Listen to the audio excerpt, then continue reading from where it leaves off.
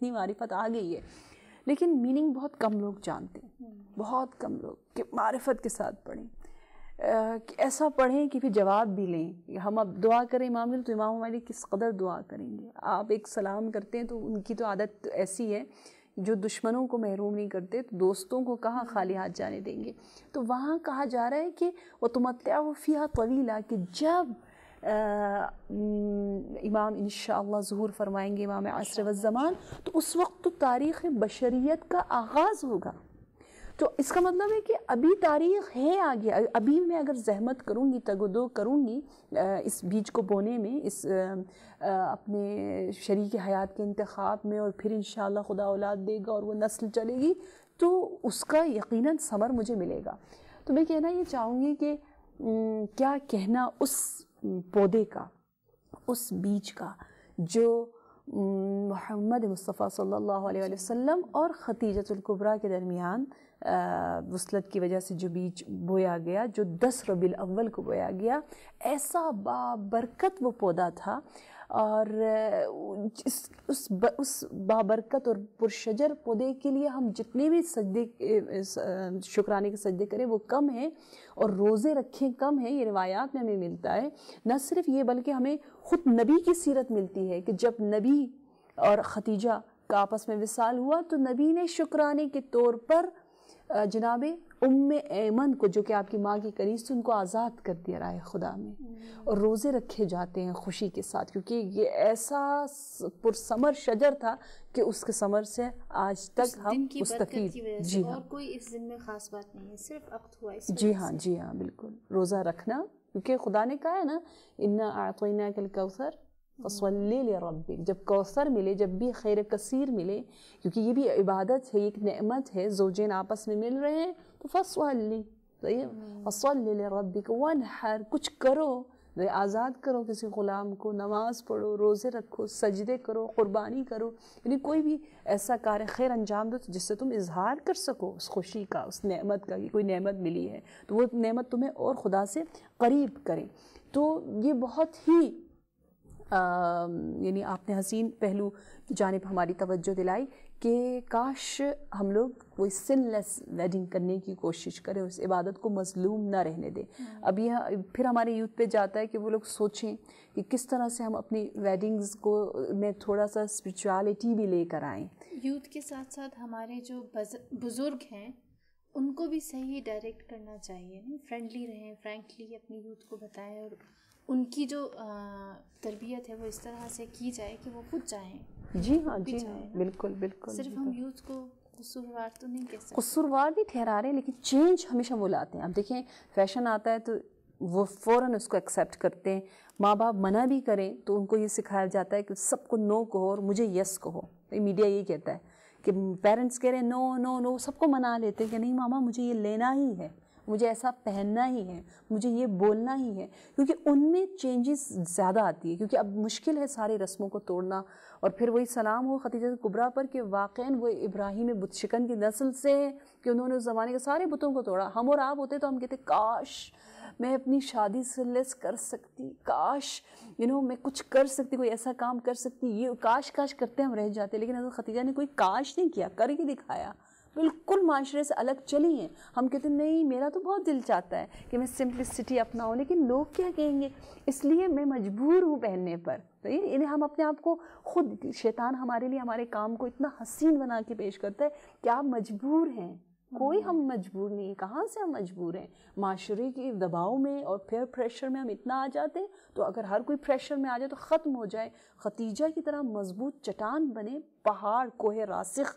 یہاں تک کہ حدیث میں آیا ہے کہ مومن کو کوہ راسخ کیا بلکہ پہاڑ اس کے سامنے شرمندہ ہے. وہ کہتا ہے میں کچھ بھی نہیں ہوں، مومن مجھ سے بھی زیادہ اسٹرانگ، مجھ سے بھی زیادہ جو ہے وہ فرم، مجھ سے بھی زیادہ جو ہے وہ مضبوط ہے، کہ جتنے طوفان آ جائے اگر اس میں مشیت الہی نہ ہو، اس میں محبت الہی، حب الہی، خوشی، رضا الہی نہ ہو تو اس کو ہیچ سمجھے. جس طرح آج کل جو میڈیا کا پریشر ہے اس کے سامنے ہمارے یوتھ جو ہے وہ سارے رسموں کو توڑ کے چیر پھاڑ کے جو ہے وہ اپنا راستہ خود بخود انتخاب کر لیتے.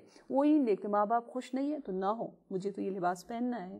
صحیح ہے، معاشرہ کچھ بھی کہے مجھے تو کیونکہ ان کو یقین ہے کہ اس فیشن میں عزت ہے. وہ یہ سمجھتے ہیں. مثلاً مثال دے رہی ہوں میں, تو اللہ کرے کہ ہم فیشن ہی بنائیں, یعنی فیشن سے مراد یہ کہ ہم اس روپ میں اپنی شادیوں کو بنائیں کہ جس میں انشاءاللہ یہ رنگ لایا جائے. جی اب ہم چاہتے ہیں ایک چھوٹی سی بریک پہ اور ملتے ہیں بریک کے بعد. Welcome back.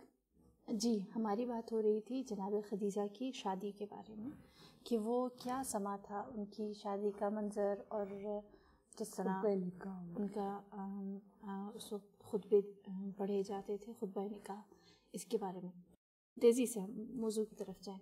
جی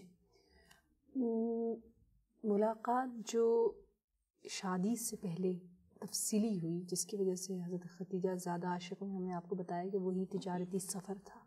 ٹھیک ہے, تجارتی سفر کے بعض روایات میں بتایا ہے کہ 15 دن کے بعد ہی شادی ہو گئی, بعض نے بتایا کہ ہاں 2 مہینے یا بہت میکسیمم 2 months, 2 مہینے کے اندر اندر ہی سب کچھ. آج کل کی طرح تھوڑی تھا جو اتنی جھنجھٹیں ہوتی اور کہتے ہیں نا خود اپنی گردن اور اپنی کمر کو توڑ دیتے ہیں, رات اتنے سارے خود اپنے لیے رسم و رواج بنا کر ایک دوسرے سے خائف ہو کر اپنے لیے خود ہی ٹربلز اور مشکلات برپا کرتے. تو یہاں بتایا کہ یہ نورانی شادی جو ہے وہ تقریباً وہی 15 دن کے بعد اگر جلدی ہوئی تو ہوئی. اور شادی کے لیے بتایا کہ اس میں نبی کے چچا اور جناب خدیجہ کے رشتہ دار اور قریش کے بزرگوں نے شرکت کی.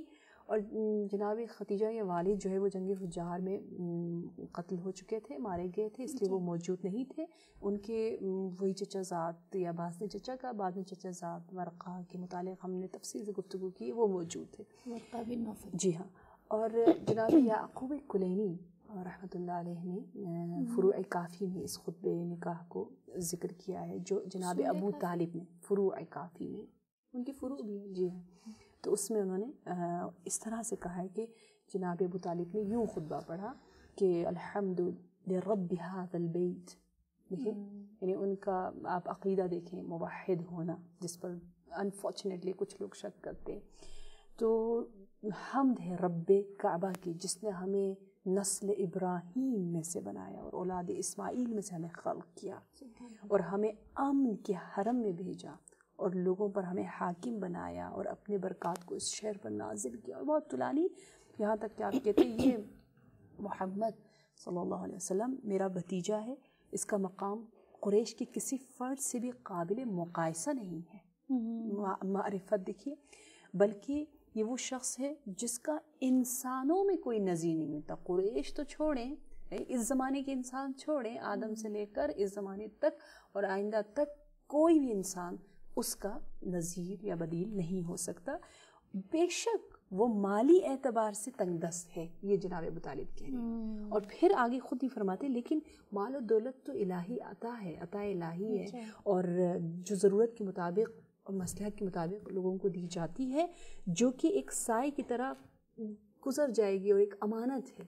یہاں میں روکنا چاہوں گی اپنے ناظرین کو کہ وہ غور و فکر کریں, دیکھیں کہ اگر جس مال کے پیچھے ہم اس قدر تقدو کر رہے ہیں اور ہم اتنا اس کو مہم سمجھتے ہیں, اور اس زمانے میں بھی خدیجہ کے دور کی خواتین بھی خدیجہ کو بار بار جس بات پر ان کی دل شکنی کر رہی تھی اور ان کو زخم زبان دے رہی تھی وہ یہی مال تھا. اگر جناب رسول مالدار ہوتے تو کوئی کسی کے سامنے کوئی ایکسکیوز نہ ہوتا اور کوئی خدیجہ سے ناراض نہ ہوتا, کوئی خدیجہ کے سلام کے جواب کو رد نہ کرتا. یہ مال اتنا مہم, اور آج کل بھی لوگ اس طرح مال کے پیچھے مرتے پھرتے ہوئے نظر آتے ہیں کہ یہ جدید زمانہ جاہلیت ہے. بالکل بالکل. تو اگر آپ دیکھیے اگر مال کوئی اتنا مہم ہوتا, بہت مہم ہوتا, بہت بڑی عزت ہوتی جیسا ہم سمجھتے ہیں جی کہ ہم اپنی زندگی اس کے لیے افسوس کے ساتھ, ایک ہی زندگی ہے ہماری, میں اکثر اپنے اسٹوڈنٹس کو کہتی ہوں ایک زندگی, ایک چانس ہے, پھر یہ چانس نہیں ملے گا. اور ایک کتاب الہی ہے, ہم اس کو نہیں پڑھتے. ایک ہی نبی ہے ہمارے دور کا, ہم اس کی زندگی کو نہیں سمجھتے. ایک ہی ان کی ایسی زوجہ ہیں, ہم اس کو ان کی معرفت نہیں رکھتے, پھر زندگی نہیں ملے گی.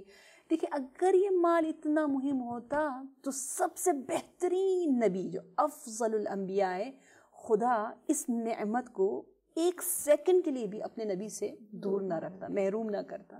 اس کا مطلب یہ مہم نہیں ہے, ہرگز نہیں ہے.